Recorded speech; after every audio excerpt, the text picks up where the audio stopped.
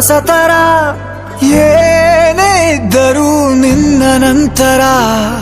ನಾನು ಕಾಯುವ ಪ್ರತಿ ನಿಮಿಷವೂ